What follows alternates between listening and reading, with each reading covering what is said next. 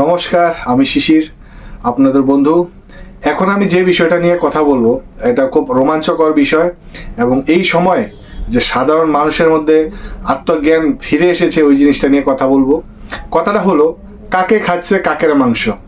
কেন এই কথাটা বলেছি?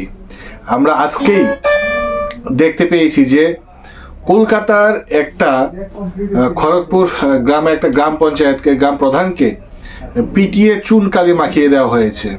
আমি ভিডিওটা দেখছিলাম এবং এই বিষয়টা আপনাদের সাথে কথা না বলে নাই হয়, যার জন্য আমি এখনই দেরি না করে আজকে আপনাদের সামনে এই ভিডিওটা নিয়ে এসেছি। আপনারা ভিডিওটা একটু দেখুন। আমি ফোন থেকে চালাচ্ছি, হয়তো বা দেখতে একটু অসুবিধা হলেও আপনারা বুঝে নেবেন।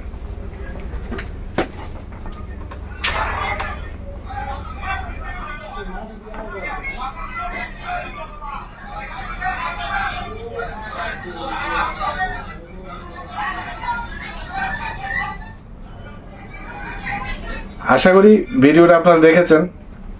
সোশ্যাল মিডিয়াতে এবং প্রচণ্ড পরিমাণ ট্রেন্ড করছে। ফেসবুক খুললেই বা নিউজ চ্যানেল খুললেই আপনারা এই ভিডিওটা দেখতে পারবেন।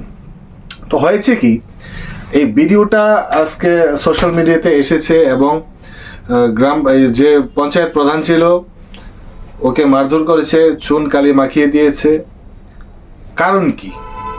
সাধারণ মানুষ আজকে বুঝতে পেরেছে বা তাদের হাতে ধরা খেয়েছে যে ওইদিকে সরকার বা তাদের যে সরকারি অধিকারিকরা আছে, যারা গ্রাম প্রধান আছে, তারা কিভাবে লুটতরাজ চালু রেখেছে পশ্চিমবঙ্গে।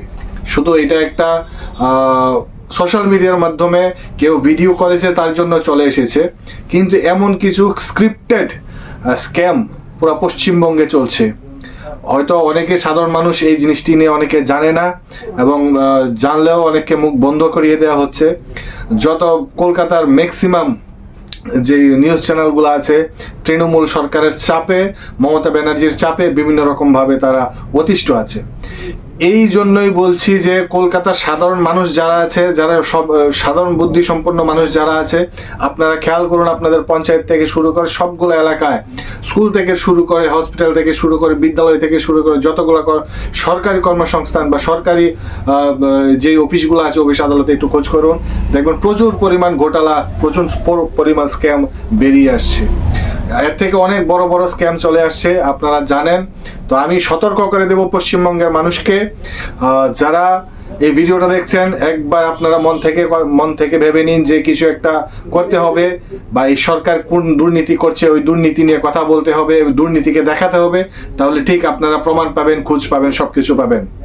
সো আমি এই জন্যই আজকে ভিডিওটা করতে আমি বাধ্য হয়েছি যে আপনারা সজাগ হন, আপনাদের সাথে কি দুর্নীতি চলছে এটা আপনারা খুঁজে বের করুন, এবং সোশ্যাল মিডিয়ার মাধ্যমে আপনারা এই জিনিসটাকে তুলে ধরুন।